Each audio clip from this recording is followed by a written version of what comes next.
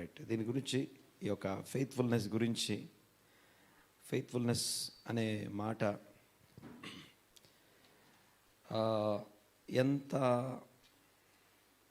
ఎంత స్థాయి విశ్వాస్యత మనం కలిగి ఉండాలి, ఐ మీన్ ఎంత డీపర్ లెవెల్ ఆఫ్ ఫెయిత్ఫుల్నెస్ మనం కలిగి ఉండాలి అనేది చెప్పడం కోసం నేను ఒక విషయాన్ని మీ ముందు పెట్టాలనుకుంటున్నాను.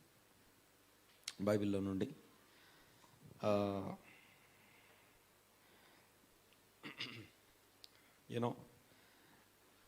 బైబిల్లో దేవుని యొక్క ధర్మశాస్త్ర గ్రంథంలో నరహత్య అనే విషయం మనం చూస్తాం. నరహత్యకు సంబంధించినటువంటి ఆ యొక్క కేసుని హ్యాండిల్ చేయడానికి ఆ కేసు 4 రకాలుగా ఉంటుంది. అది 4 రకాల తీర్పుల్లోనికి తీసుకొస్తారు. ఈ విషయం ఓన్లీ నరహత్య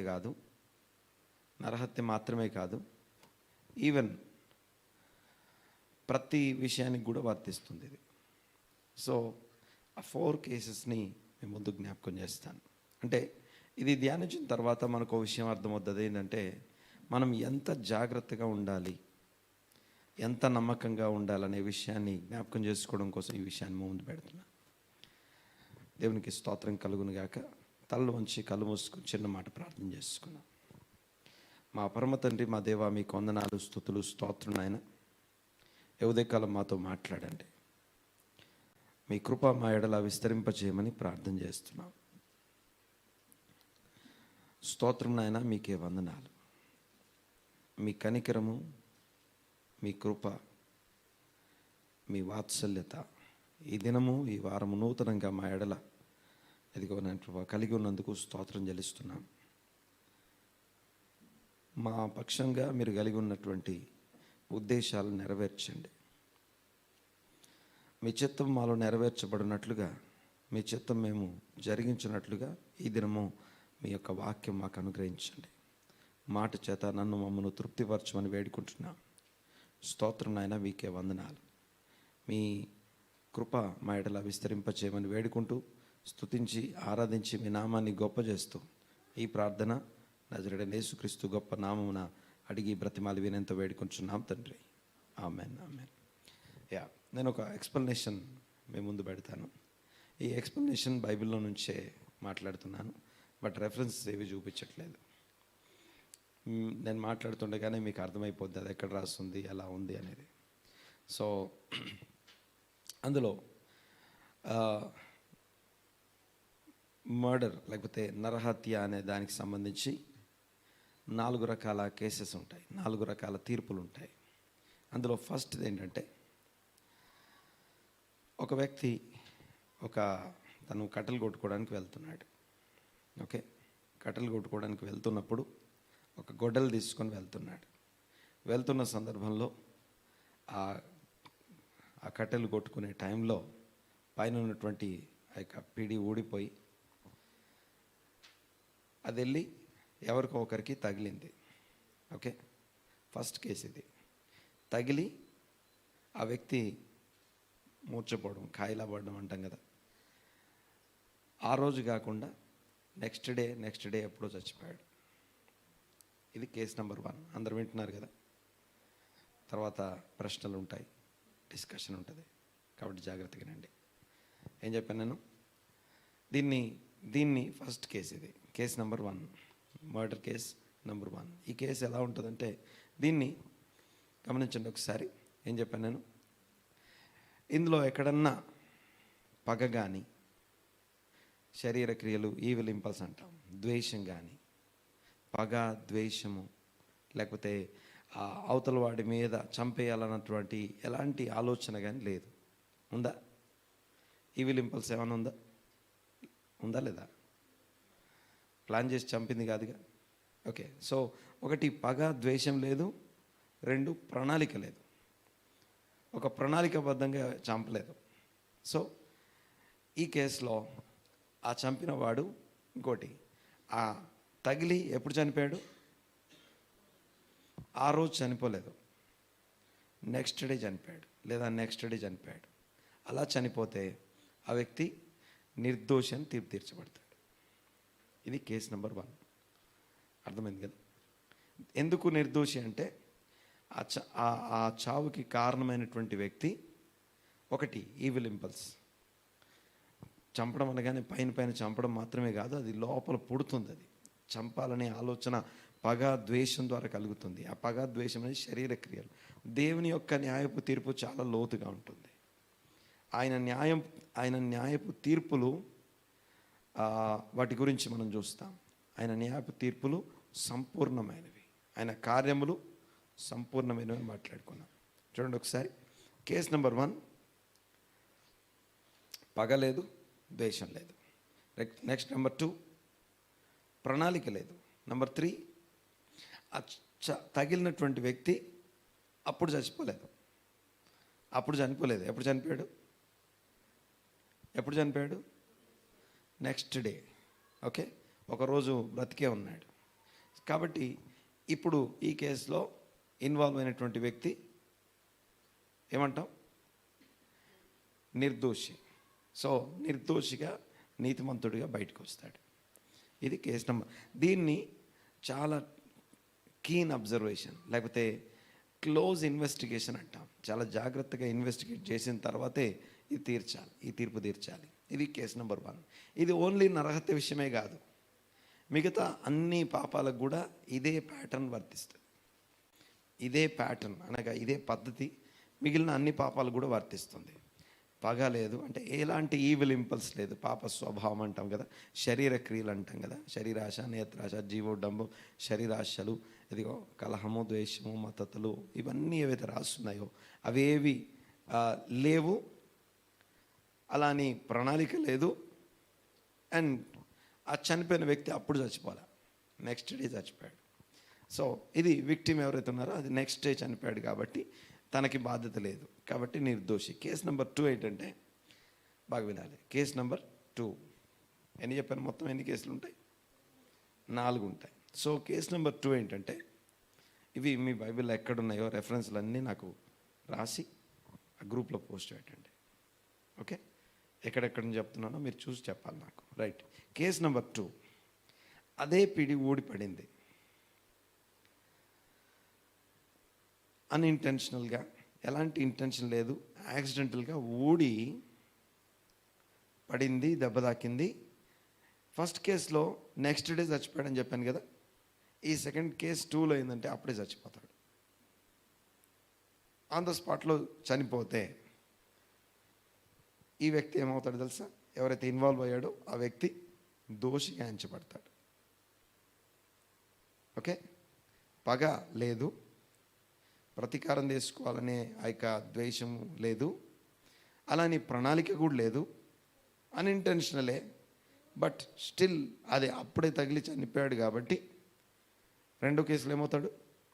దోషి అవుతాడు. కానీ పనిష్మెంట్ ఏంటంటే, అంటే దానికోసం ఆ వ్యక్తికి వేయబడే పనిష్మెంట్ ఏంటంటే, ఎక్కడ పంపించాలి ఆయన్ని? ఆశ్రయపురంలోకి పంపించాలి. ఎక్కడికి? ఆశ్రయపురంలోకి పంపించాలి. Case number 3, 3వది. కేసు నెంబర్ 3 ఏంటంటే, కేసు నెంబర్ 3లో పగ ద్వేషం ఉంది, ఒకరి మీద కోపం ఉంది, ద్వేషం ఉంది. ఓకే, చాలా రోజుల నుంచి మనం లోపల పెట్టుకుని ఉన్నాం. బట్ ప్రణాళిక లేదు, అనుకోలేదు చంపేయాలని, ప్లాన్ చేయలేదు. కానీ ఒక సిచ్యువేషన్ క్రియేట్ అయింది. సో గొడవ అయిందో, లేకపోతే ఏదో మాట పెరిగిందో, లేకపోతే ఏదో జరిగింది, మొత్తానికి క్షణికావేశంతో చంపేశాడు. సో క్షణికావేశం అనేది ఎప్పుడు కూడా, పగద్వేషం అనేది ముందు లేకుండా క్షణికావేశం రాదు. అర్థమవుతుంది కదా? క్షణికావేశం అనేది అప్పటికప్పుడు రాదు.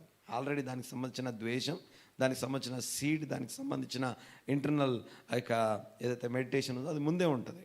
ఓకే, అయితే ఈ 3rd కేసులో ఈ వ్యక్తిని, ఓకే, ఏమేమి ఉన్నాయని చెప్పాను?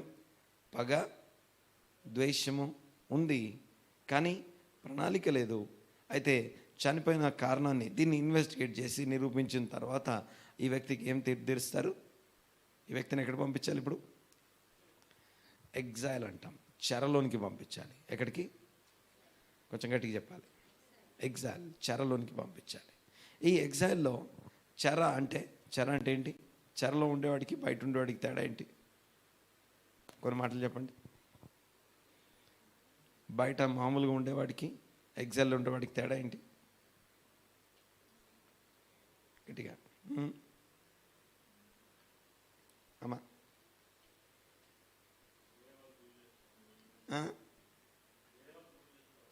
వేరే వాళ్ళు తనని రూల్ చేస్తారు. సో తన యొక్క అల్టిమేట్లీ కోల్పోయే విషయం ఏంటంటే స్వేచ్ఛని, స్వతంత్రాన్ని కోల్పోతాడు. ఫ్రీగా నిర్ణయాలు తీసుకోలేము. ఏదో ఒక చెరలోనికి పంపించబడతారు. ఇది case number 3. Case number 4. Case number 4లో పగ, ప్రతీకారం, లేకపోతే కోపము, ద్వేషము ఇవన్నీ కలిగి ఉండి, అంత మాత్రమే కాదు, దానికి ఒక ప్రణాళిక ఉంది. ఆ ప్రణాళిక ఎగ్జిక్యూట్ అయ్యి చనిపోయిన తర్వాత ప్రణాళిక ఎందుకు వేస్తారు? అసలు ప్లాన్ ఎందుకు వేస్తాం? సరే, పర్ఫెక్ట్గా చంపేయడానికి ప్లానా? పర్ఫెక్ట్గా మర్డర్ జరగడానికి ప్లానా? కరెక్ట్గా చచ్చిపోవడానికి ప్లాన్ చేస్తారా? చంపేయడానికి ప్లాన్ చేస్తామా? చంపిన తర్వాత దొరకకుంటుండడానికి కదా.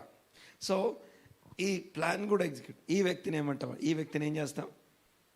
ఈ కేసు నెంబర్ 4 మరణశిక్ష. ఇంకొక విషయం ఏంటంటే ఇజ్రాయెల్ బైబిల్లో ఎన్ని కోర్ట్స్ ఉంటాయని చెప్పాను. కోర్ట్స్ ఎన్ని ఉంటాయి? కోర్ట్స్ చెప్పండి ఒకసారి. న్యాయాధిపతుల లెవెల్స్ చెప్పండి ఒకసారి. చెప్పాలి.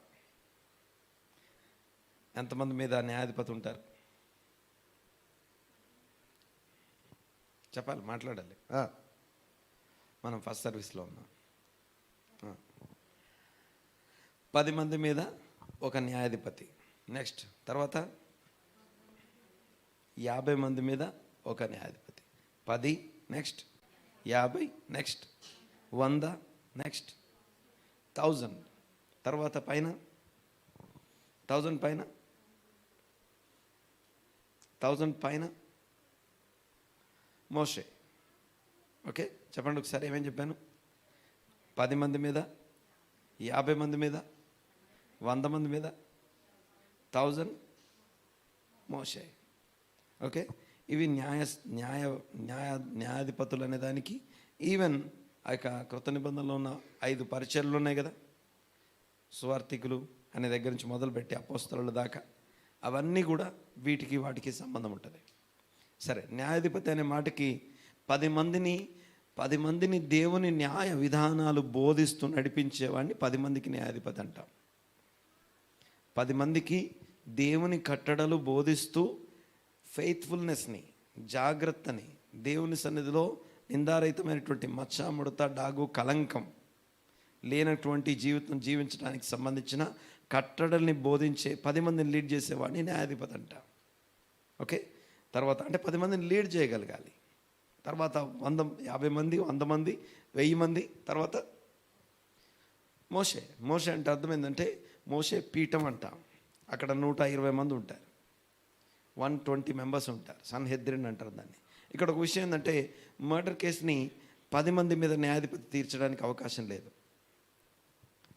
మర్డర్ కేసుకి సంబంధించిన ఇందాక చెప్పినటువంటి 4 కేసెస్కి సంబంధించిన జడ్జిమెంట్స్ని 10 మెంబర్స్ మీద అధికారి, న్యాయాధిపతి, 50 మంది, 100 మంది, 1000 మంది, వీళ్ళెవ్వరికీ హక్కు కానీ అధికారం కానీ లేదు.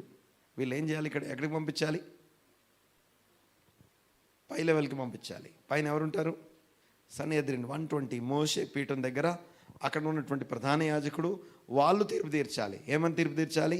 వీడు నిర్దోషి అని, లేకపోతే వీడిని ఆశ్రయపురానికి పంపించమని. సెకండ్ పనిష్మెంట్, థర్డ్ పనిష్మెంట్ చెరలోనికి, తర్వాత మరణశిక్ష. ఇవన్నీ ఎవరు నిర్ణయిస్తున్నారు? ఈ కేసెస్కి సంబంధించిన జడ్జిమెంట్ ఎవరు ఇవ్వాలి? 10 మంది మీద ఉన్న న్యాయాధిపతి కాదు. ఈ కిందున్న కోర్ట్స్ ఎవరికి హక్కు లేదు. వాళ్ళు ఎవరైనా సరే పైకి పంపించాలి. సో అంటే మోషే పీఠం దగ్గరే ఈ తీర్పు జరుగుద్ది. అంటే ఆ యొక్క సన్హెద్రిన్ మాత్రమే ఈ యొక్క తీర్పు తీరుస్తుంది. ఏ తీర్పు అండి? ఎవరు అంటే నిర్దోషాన్ని తీర్పు తీర్చాలా? ఓకే, 4 పనిష్మెంట్స్ చెప్పండి ఒకసారి. 4 చెప్పండి ఒకసారి. కేసు నెంబర్ 1లో ఏమైంది? కొంచెం గట్టిగా మాట్లాడాలి. నిర్దోషి. ఓకే. కేసు నెంబర్ 2 ఆశ్రయపురం. Case number 3 exalt. Case number 4 మరణశిక్ష. ఓకే, ఇవి ఎవరు తీర్పు తీరుస్తారంటే హై లెవెల్ కోర్టే తీర్పు తీర్చగలరు దీనికి సంబంధించి. గమనించండి ఒకసారి, నేను చెప్పే విషయాన్ని అర్థం చేసుకోవడానికి ప్రయత్నం చేద్దాం. సో ఇందులో మొత్తం మీద ఆడుగా అనిపించే విషయం ఏంటి? దేవుడు ఇది నా న్యాయ విధి అని చెప్పాక ఈ న్యాయ విధిని చదువుకుంటున్నప్పుడు వింటున్నప్పుడు మీకు ఏదన్నా డిఫరెంట్గా ఏదైనా కనిపిస్తుందా ఇందులో? ఐ మీన్ ఏదైనా తేడాగా అనిపిస్తుందా? ఏదన్నా ఆలోచింపజేసే విధంగా అలా ఎందుకు అని అనిపించేది ఏదైనా కనిపిస్తుందా ఇందులో? అంత కామన్గా నార్మల్గా వెరీ గుడ్ అనిపిస్తుందా? దేవుడు సంగతిని మరుగు చేసి పెడతాడు. ఓకే, సంగతిని మరుగు చేయుట దేవునికి ఘనత. రివీల్ ఓపెన్గా ఏది పెట్టలేదు. సో ఇది చెప్పగానే మనం అంటాం ఆయన చెప్పాడు కాబట్టి చేసుకుంటూ వెళ్ళిపోవడం కాదు. ఓకే, బైబిల్లో ఆజ్ఞ దీపము అంటాం.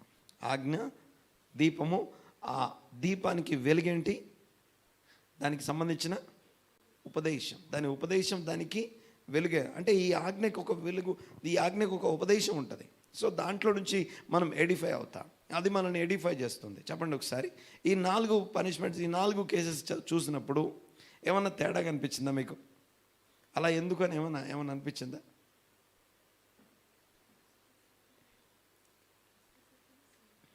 ఫస్ట్ సెకండ్ సేమ్ ఉన్నాయి కదా? ఎవరు మాట్లాడలేదు, కొంచెం మాట్లాడమని చెప్పాను. ఏ తేడా కనిపిస్తుంది మీకు? ఏమన్నా తేడా అనిపిస్తుందా 4గిట్లో? కామన్గా ఉందంటే నేను ముగించేసి ప్రార్థన చేస్తా. ఓకే, లేదు ఏదో తేడా ఉంది ఇక్కడ అంటే మాట్లాడుకుందాం. చెప్పండి, ఏం తేడా ఉంది? ఫస్ట్ సెకండ్లో నిర్దోష అయిన వాడు, ఆశ్రయపురానికి వెళ్ళిన వాడు, వాళ్ళిద్దరి ఇన్వాల్వ్మెంట్ సేమ్ ఉంది. Yes or no? అంతే కదా. ఇప్పుడు ఇద్దరు ఒకే రకంగా ఉన్నారు కదా. మొదటివాడు ఏం చేశాడు? అన్ఇంటెన్షనల్, పగలేదు, ద్వేషం లేదు, అది ఊడిపోయింది, తాకింది, యాక్సిడెంటల్గా తాకింది. సో మొదటి కేసులో ఆ వ్యక్తి అప్పుడు చనిపోలేదట, నెక్స్ట్ డే చచ్చిపోయాడట. సెకండ్ కేసులో అంత సేమ్ ఇన్వాల్వ్మెంట్, ఆ వ్యక్తి ఆన్ ద స్పాట్లో చచ్చిపోయాడు. ఇప్పుడు చెప్పండి నాకు, same person, same thing, same accidental, same force, same దెబ్బ. ఓకే, జస్ట్ డిఫరెన్స్ చనిపోయినోడు ముందు రోజు చచ్చిపోవడం, నెక్స్ట్ డే చచ్చిపోవడం. వాడి శక్తిని బట్టి నెక్స్ట్ డే దాకా బతికాడేమో. చెప్పండి నాకు ఒకసారి, రెండిట్లో తేడా ఏం కనిపిస్తుంది మీకు? అంటే సేమ్ ఇన్వాల్వ్మెంట్ ఉన్నప్పుడు ఒకడేమో నిర్దోష ఎందుకు, ఇంకొకడేమో ఆశ్రయపురానికి ఎందుకు పంపించాలి? అసలు ఆశ్రయపురంలో ఏముంటుంది? చెరకి ఆశ్రయపురానికి తేడా ఏంటి? ఈ క్వశ్చన్ రైజ్ కావాలి మనలో. ఈ ప్రశ్నతో దేవుని దగ్గరికి వెళ్ళాలి. ఓకే, విత్తువాని ఉపమానం చెప్పగానే జనసమూహం వింటారు. అందరు వినేసి వెరీ గుడ్, సూపర్, చాలా బాగుంది ఈరోజు, భలే చెప్పారు అయ్యగారు, భలే చెప్పారు ఏసై అని చెప్పి వెళ్ళిపోయారు. అందరు వెళ్ళిపోయారు. కానీ ఆయన శిష్యులు మాత్రమే, ఆయన డిసైపుల్స్ ఏకాంతంగా ఉన్నప్పుడు అనంటే ఒకసారి అన్నమాట. ఓకే, ఏకాంతంగా ఉన్నప్పుడు ఆయన దగ్గరికి వచ్చి విత్తుమాని భావం ఏంటి అని అడుగుతున్నారు.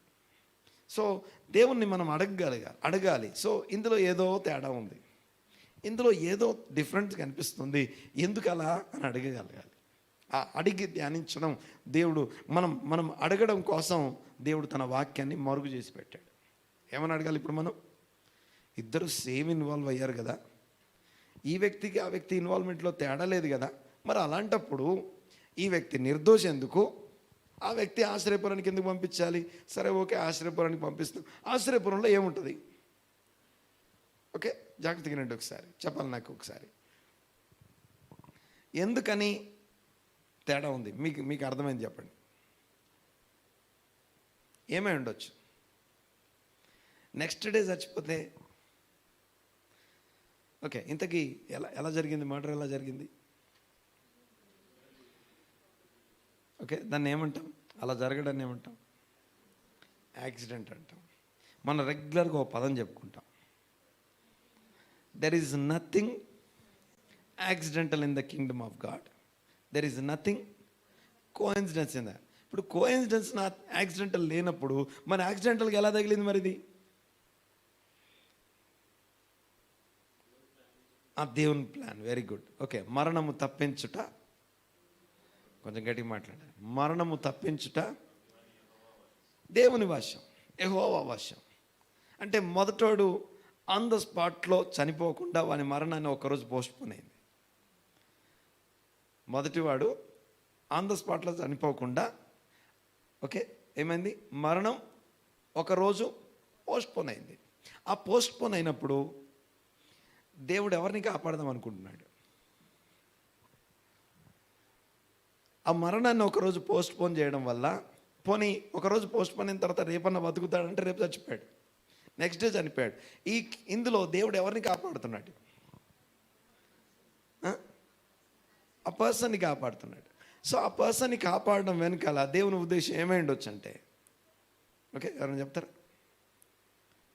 ఆ పర్సన్ చావడానికి కారణం ఎవరై ఉండాలంటే, ఇది నాట్ జస్ట్ ఒక్క మర్డర్ కేసులోనే కాదండి, మర్డర్ ఇష్యూలోనే కాదు, మనం మాట్లాడుకునే అన్ని రకాల పాపాల్లో కూడా దానికి సంబంధించిన ఈవిల్ ఇంపల్స్ లోపల ఉంటుంది, దానికి సంబంధించిన మెడిటేషన్ లోపల ఉంటుంది, కన్విక్షన్ లోపల జరిగిన తర్వాత అది క్రియారూపం దాల్స్తుంది.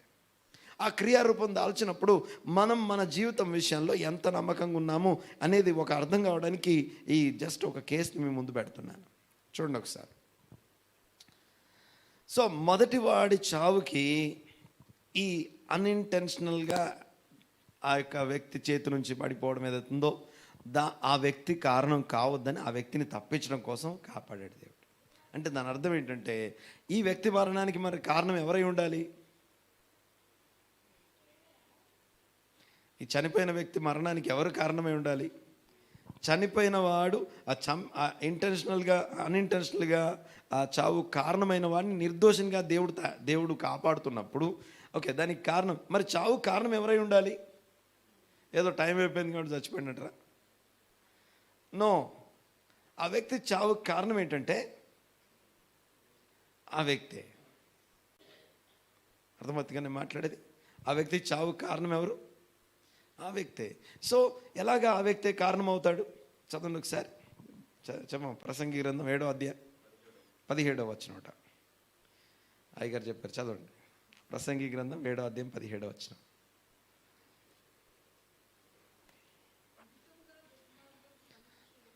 అమ్మాయి కాన్ చేయండి. అధికముగా చేయకము, బుద్ధిహీనముగా తిరగవద్దు, నీ కాలమునకు ముందే నువ్వేళ చనిపోతావు. పర్ణశాల పండుగలో ధ్యానించే ప్రసంగి గ్రంథంలో ఆయన రాస్తూ ఈ మాట చెప్తున్నాడు. ఓకే, సో మన బుద్ధిహీనత లేకపోతే మన యొక్క దేవుని వాక్యాన్ని నేర్చుకోలేని తత్వము మనల్ని ఇంకోటి, ఈ వ్యక్తిని దేవుడు చావుకు అప్పగించడం కంటే ముందే అనేకమైన వార్నింగ్స్ ఇచ్చి ఉంటాడు. ఓకే, అననీయ సప్పిర చనిపోయారు, నాదాబు అబీహు చచ్చిపోయారు, ఉజ్జా చనిపోయాడు. వీళ్ళందరూ కూడా దేవుని సన్నిధిలో చనిపోయారు. దేవుని సన్నిధిలో చనిపోయినటువంటి వీళ్ళు వాళ్ళ చావు వెనకాల కారణం ఏంటంటే, దేవుడు ఏంటి అంత ఒక్క ఛాన్స్ ఇవ్వచ్చుగా దేవుడు అని మనం అంటాం. కానీ ఆ చనిపోయిన వాళ్ళకి తెలుసు, అక్కడ ఉన్న వాళ్ళకి తెలుసు దేవుడు వాళ్ళకి ఎన్ని ఛాన్సెస్ ఇచ్చాడు. దేవునికి స్తోత్రం కలుగును గాక. సో మొదటి కేసులో మనం గమనిస్తే ఒక విషయం అర్థమవుతుంది ఏంటంటే, అనేకమైనటువంటి ఛాన్సెస్ ఇచ్చి, అంటే మనం నమ్మకంగా ఉండడం కోసం దేవుడు మళ్ళీ మళ్ళీ మళ్ళీ మళ్ళీ ఛాన్సెస్ దేవుడు మనకి ఇస్తున్నాడు. ఇంకొక రోజు జీవము ఊపిరి నీకు ఇవ్వబడిందంటే నీకు ఇంకో ఛాన్స్ ఇవ్వబడింది, ఇంకో చాయిస్ ఇవ్వబడింది. హల్లెలూయా. దేవుడు అనేక వ్యక్తుల ద్వారా లేకపోతే వాక్యం ద్వారా పరిస్థితుల ద్వారా వార్నింగ్ ఇస్తూ ఉన్నాడు, హెచ్చరిస్తూ ఉన్నాడు. టేక్ కేర్, జాగ్రత్త, నీ ప్రవర్తన స్థిరపరచుకో. అందుకే భక్తుడు అంటాడు 119వ కీర్తనలో, నీ ఆజ్ఞలు అనుసరించి నీ కట్టడలు గైకొన్నట్లు నా ప్రవర్తన స్థిరపడి ఉండిన ఎంత మేలు. సో నా ప్రవర్తన స్థిరపరచబడడం కోసం దేవుడు వార్నింగ్స్ ఇస్తాడు. ఇది మొదటి దాంట్లో అర్థమైంది. మరి రెండో దాంట్లో ఏమైంది? మరి ఆన్ ద స్పాట్లో చనిపోయినప్పుడు ఇప్పుడు దోషి ఎవరయ్యారు? ఓకే, ఆన్ ద స్పాట్లో చనిపోయినప్పుడు దోషి ఎవరయ్యారు? ఇన్వాల్వ్ అయినటువంటి వ్యక్తి. బాగా వినండి ఒకసారి. ఆయన తప్పేముంది చెప్పండి. ఆశ్చర్యపురం గురించి తర్వాత మాట్లాడుకుందాం. ముందు ఆయన తప్పేంటో చెప్పండి ఒకసారి. చెప్పాలా? ఏ తప్పు చేయలేదా? ఏదో తప్పు ఉంటుందిగా. ఏంటో తప్పు అంటే దేవుడు పనిష్ చేశాడంటే దానికి ఏదో రీజన్ ఉంటుంది కదా. చెప్పండి ఒకసారి, ఏమేమి ఉండొచ్చు తప్పులు? కేర్లెస్నెస్, లేకపోతే దాన్ని తెలుగులో ఏమంటాం? నిర్లక్ష్యం. ఓకే, నెక్స్ట్ తర్వాత అదొకటేనా? నిర్లక్ష్యం ఒకటేనా? ఆ మరణానికి కారణం నిర్లక్ష్యం ఒకటేనా? ఒక వ్యక్తి యొక్క నిర్లక్ష్యమే కారణమా? ఇంకేమేమి ఉండొచ్చు చెప్పండి. మాట్లాడండి. ఎవరు మాట్లాడలేదు. రాసుకున్న తర్వాత రాసుకుందాం కానీ ముందు చెప్పండి. నాకు చెప్పిన తర్వాత రాసుకుంది కానీ ఏమేమి ఉండొచ్చు ఇంకా చెప్పాలమ్మా? ఓన్లీ నిర్లక్ష్యమేనా?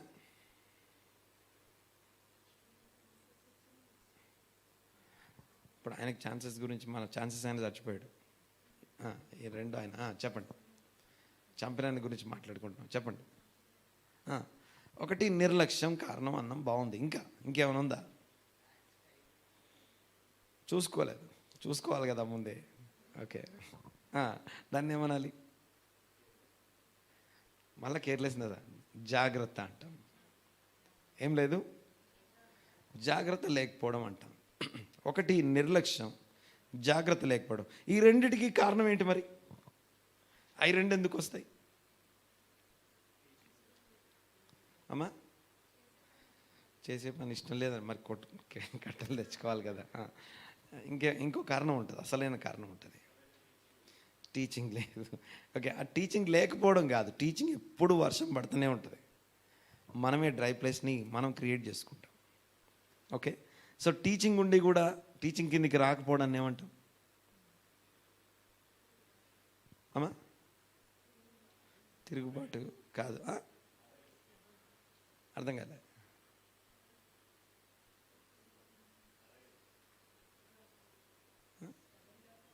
గర్వము, స్టబాన్, అవన్నీ కాదు. అవన్నీ పాపం అంత పెద్ద పెద్ద ఏకండి. ఇంకా చెప్పండి. సామెతల గ్రంథంలో ఇద్దరు స్త్రీలు ఉంటారు. ఒకరు జ్ఞానం, ఇంకొకరు మూర్ఖత్వానికి ఆ పేరు ఉంటుంది. ఆమె ఏం పేరు? ఆమె పేరు జార స్త్రీ అని ఉంటుంది. కానీ యాక్చువల్గా ఆమె జార స్త్రీ కాదు. ఆమెకున్న ఇంకో టైటిల్ ఏంటంటే లేజినెస్, సోమరితనం అంటాం. సో అల్టిమేట్ రీజన్స్ 3 రీజన్స్ ఉంటాయి. Number 1 laziness. పెద్ద ఏకండి ఆయన మీద. కానీ ఇవి పాపాలా కాదా అంటే అసలైనటువంటి అనర్థాలు జరగడానికి ఇవి చాలా ముఖ్యం. జాగ్రత్త అనే విషయం, ఫెయిత్ఫుల్నెస్ గురించి ఈ మాట చెప్తా ఉన్నాను. సో ఫెయిత్ఫుల్నెస్లో మనం ఉండకపోవడానికి మనకి ఫస్ట్ రీజన్ ఏంటంటే అవర్ లేజినెస్.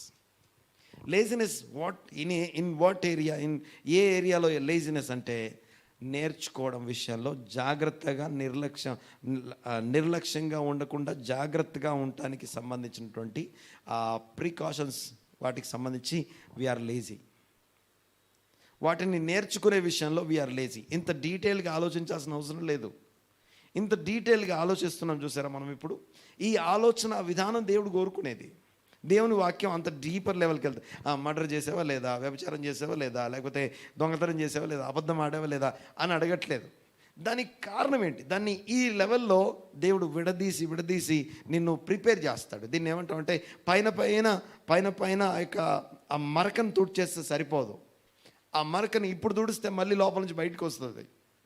ఓకే, మచ్చ, ముడత. ఒకసారి ఆ మాట చదువును ఒకసారి. ఎఫెసీ పత్రిక 5వ అధ్యాయము 22వ వచనం అనుకుంటా. ఎఫెసీ పత్రిక 5వ అధ్యాయం 22వ వచనం చూడండి ఒకసారి. 23వ వచనం.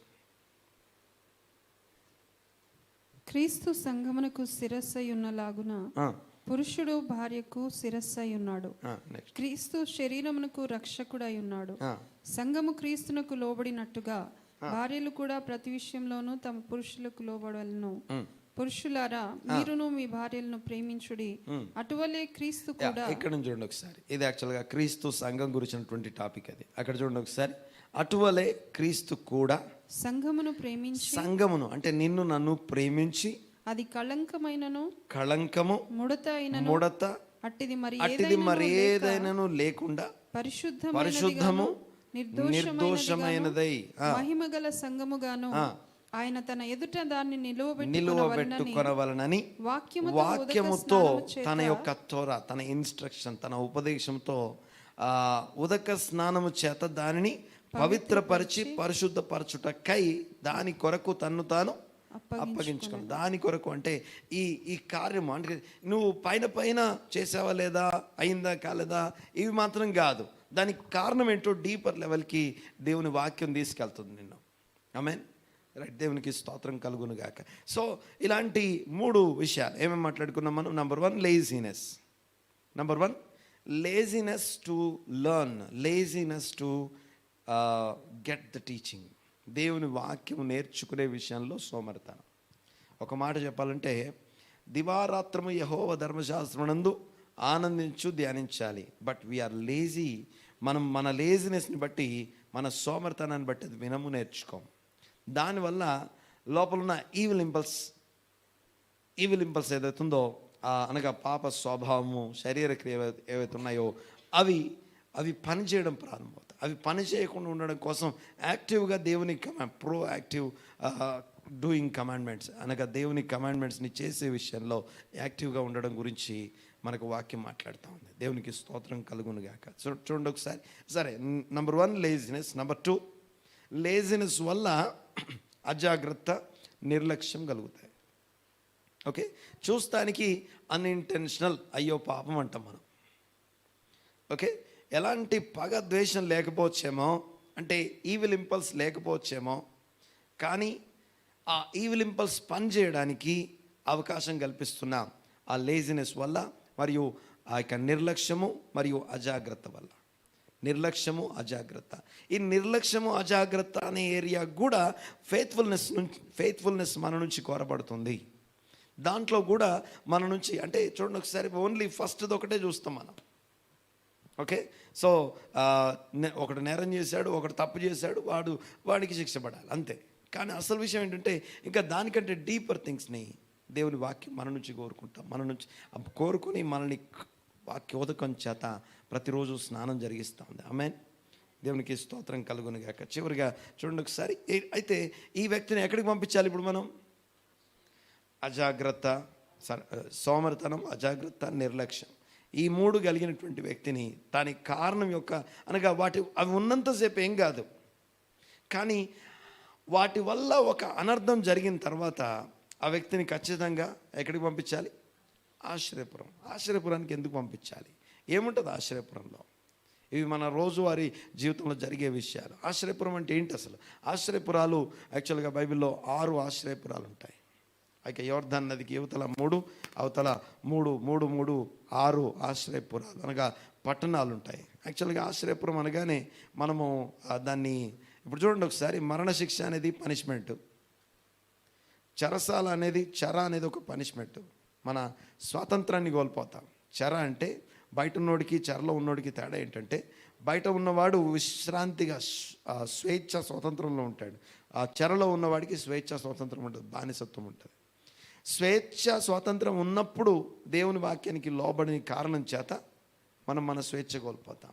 ఒక ఫైనాన్షియల్ ప్రాబ్లం కావచ్చు, ఒక హెల్త్ ఇష్యూ కావచ్చు, ఒక రిలేషనల్ ఇష్యూ కావచ్చు, వాట్ ఎవర్, మనం ఏ సమస్యను పట్టుకొచ్చినా అదొక చెర.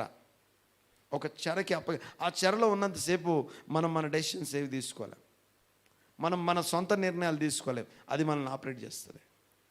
ఓకే, ఈవిల్ ఇంపల్స్ లోపల పనిచేసింది, క్షణికావేశాన్ని బట్టి ఆ చెరలోనికి వెళ్ళాల్సి వస్తుంది. సో మనం చాలాసార్లు సమస్యలో ఉండి సమస్య పోతే బాగుండు అనుకుంటాం, కానీ దేవుడు ఆజ్ఞాతిక్రమం, పాపంలో వచ్చి జీతం మరణం, అక్కడితోని ఆ మరణం నుంచి విడిపించడానికి యేసుప్రభువు మరణించి తిరిగి లేచాడు. అంత మాత్రమే కాదు, ఆయన మరణించి తిరిగి లేచి మనని విడిపించడం మాత్రమే కాదు, కానీ మచ్చ, ముడత, డాగు, కలంకం అట్టిదేది లేకుండా దేవుని వాక్యం అనుసరించే వ్యక్తులుగా మనల్ని తయారు చేయాలి. ఆమేన్. దేవునికి స్తోత్రం కలుగును గాక. సో ఇన్సైడ్ అవుట్ ట్రాన్స్ఫర్మేషన్ అంటాం దీన్ని, రూపాంతరం అంటాం దీన్ని. గమనించండి ఒకసారి, నేను చెప్పే విషయాన్ని అర్థం చేసుకొని మనం ముగించుకుందాం ఈ రోజుకి. అయితే ఈ ఆశ్రయపురంలో ఏముంటుంది అంటే, ఆశ్రయపురంలో వీటిని లివైటికల్ సిటీస్ అంటాం. అనగా అక్కడ లేవీయులు ఉంటారు. లేవీయులు అంటే యాజకులు అందరూ లేవీలే, కానీ లేవీలు అందరూ యాజకులు కాదు. లేవీల కుటుంబంలో అహరోను పిల్లలు మాత్రమే మందిరంలో యాజకత్వం చేయాలి. ఈ మిగిలినటువంటి లేవీలు ఎవరైతే ఉన్నారో వీళ్ళకి మిగతా సిటీస్కి డిఫరెన్స్ ఏంటి, ఆ సిటీస్కి ఎందుకు పంపించాలి? ఇంకో సంగతి తెలుసా? మీరు మీ బైబిల్ చదివితే మీకు ఒక విషయం అర్థమవుద్ది. ఏ ప్రధాన యాజకుడు, ఏ మోసే పీఠం అయితే ఈ వ్యక్తిని నువ్వు ఆశ్రయపురానికి వెళ్ళు అని చెప్పిందో, ఆ ప్రధాన యాజకుడు చచ్చిపోయేదాకా ఈయన ఆశ్రయపురంలో ఉండాలి. ఎవరు చచ్చిపోయేదాకా?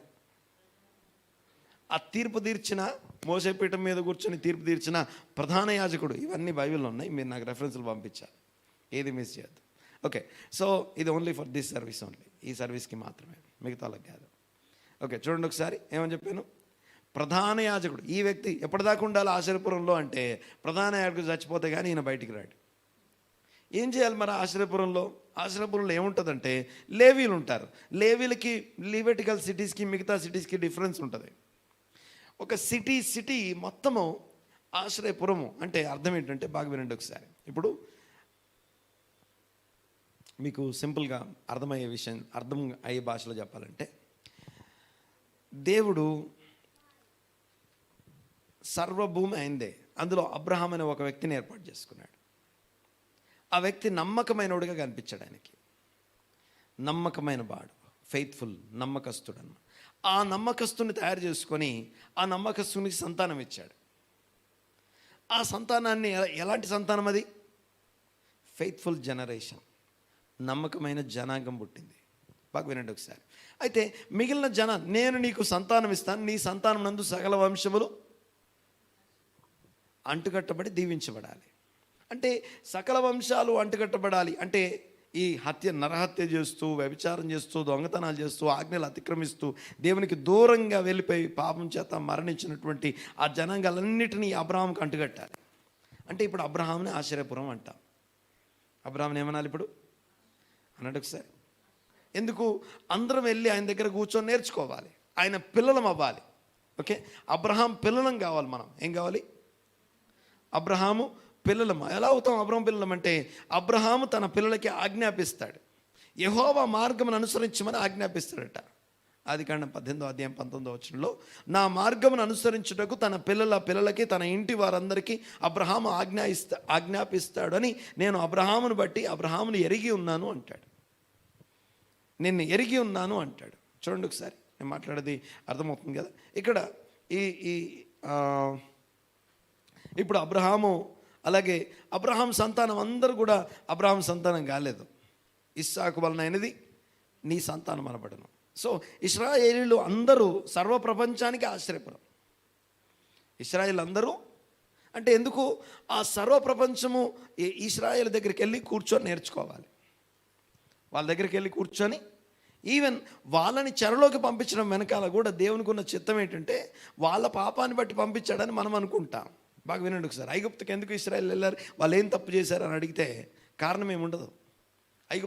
ఐగుప్తు చెర 400 సంవత్సరాల చెర ఐగుప్తు దేశంలో ఇశ్రాయేల్ అనుభవించడానికి వాళ్ళు ఏం తప్పు చేశారు? తప్పు చేసిన యేసు ప్రభు శిలువ మీదకి ఎందుకు వెళ్ళాడు అంటే, గమనించండి ఒకసారి, ఆయన తన పాపాన్ని బట్టి తను మరణించలేదు. సో అందరూ ఆయన మరణాన్ని బట్టి రక్షించబడడం కోసం. అలాగే ఇశ్రాయేలీలు ఆ 400 సంవత్సరాల ఐగుప్తు శ్రమలోకి వెళ్ళి బయటికి వచ్చేటప్పుడు దేవుడు సర్వ ప్రపంచాన్ని ఐగుప్తు నుంచి బయటికి తీసుకురావాలి. ఐగుప్తు లాంటి చెరలో ఉన్న వాళ్ళని బయటికి తీసుకురావాలి. దానికోసం, అలాగే ఈ యొక్క భూమి మీద ఉన్నటువంటి పాపంలో ఉన్నటువంటి వాళ్ళందరినీ విడిపించడం కోసం ఆయన పాపంలో ఒకడుగా ఈ భూమి మీదకి వచ్చాడు. సో ఆశ్రయపురం, యేసు ప్రభు 12 మంది అపోస్తలులను తయారు చేశాడు. ఆ 12 మందిని ఏమంటాం? ఆశ్రయపురాలు అనాలి. ఎందుకు? మిగిలిన వాళ్ళందరూ వెళ్ళి వాళ్ళ దగ్గర కూర్చొని నేర్చుకోవాలి. అబ్రహాం ఒక ఆశ్రయపురం, ఇశ్రాయేలు దేశం ఒక ఆశ్రయపురం, అలాగే అపోస్తలులు ఆశ్రయపురాలు, అలాగే ఈ యొక్క 6 పట్టణాలు ఏవైతే ఉన్నాయో లివైటికల్ సిటీస్, అంటే లేవీలు. అక్కడ వీళ్ళకి స్వాస్థ్యం ఉండదు. మిగతా వాటిలో ఉన్నట్టుగా జాబ్స్ ఇక్కడ ఉండవు. మిగతా సిటీస్లో ఉన్నట్టుగా అక్కడ వ్యవసాయం ఉండదు. వీళ్ళు వ్యవసాయం చేయడం, పని చేయడం ఉండదు. ఇవి లివైటికల్ సిటీస్. అంటే ఇక్కడ ఓన్లీ అనగా లేవీలకి ఇవ్వబడిన ప్రాముఖ్యమైనటువంటి job. What is the job అంటే ద్వితీయోపదేశకాండం 33వ అధ్యాయం చూడండి ఒకసారి. లేవీలకి ఇవ్వబడిన జాబ్ ఏంటి ఒక్కసారి చూడండి ఒకసారి. ద్వితీయోపదేశకాండం 33వ అధ్యాయం 8వ వచనం 8 నుంచి చదవండి ఒకసారి. లేవీని గూర్చి ఇట్లా నేను నీ తొమ్మిము నీ ఊరిము నీ భక్తునికి కలవు. మస్సాలో నీవు అతని పరిశోధించితివి. మెరీబా నీళ్ల యొద్ద అతనితో వివాదం పడితివి. అతడు నేను వాని నెరుగనని తన తండ్రిని గూర్చియు చెప్పలేదు. అంటే నేను నా తండ్రిని గూర్చియు తన తండ్రిని గూర్చియు తన తల్లిని గూర్చియు అనెను. తన సహోదరులను లక్ష్య పెట్టలేదు. తన కుమారులని ఎంచలేదు. వారు నీ వాక్యమును బట్టి నీ నిబంధన గైకొన్నారు. తర్వాత ఒకటేమో వాళ్ళ తల్లిదండ్రుల్ని, తర్వాత సహోదరుని లెక్క పెట్టలేదట. తర్వాత వారు యాకోబునకు నీ విధులను, యాకోబు అంతటికి విధులు నేర్పించే ఆశ్రయపురాలు. యాకోబు మొత్తానికి వీళ్ళు ఆశ్రయపురాలు. తర్వాత ఇశ్రాయేలునకు నీ ధర్మశాస్త్రాన్ని నేర్పుతారు వీళ్ళు. నీ సన్నిధిని ధూపం వేస్తూ నీ బలిపీఠం మీద సర్వాంగ బలి అర్పిస్తారు. అంటే వీళ్ళు దేవుని వాక్యాన్ని బోధించేవారు. బోధించడం అంటే బాగా వినండి ఒకసారి. దేవుని రాజ్యంలో మిక్కిలి అల్పమైన ఆజ్ఞని అనుసరించకుండా దాన్ని చెయ్యమని చెప్పేవాడు దేవుని రాజ్యంలో అల్పుడు అనబడును. అదే దేవుని రాజ్యంలో ప్రతి చిన్న అల్పమైనటువంటి ఆజ్ఞని అనుసరిస్తూ చెయ్యమని చెప్పేవాడు ఘనుడవుతాడు. దేవునికి స్తోత్రం కలుగునుగాక. ఆశ్రయపురం యొక్క ఉద్దేశం ఇది.